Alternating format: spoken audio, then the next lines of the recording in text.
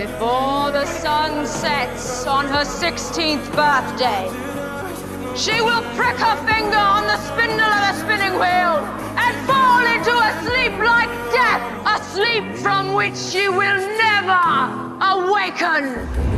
The princess can be woken from her death sleep, but only by true love's kiss. Sweet Aurora, I swear, no harm will come to you as long as I live. And not a day shall pass that I don't miss your smile.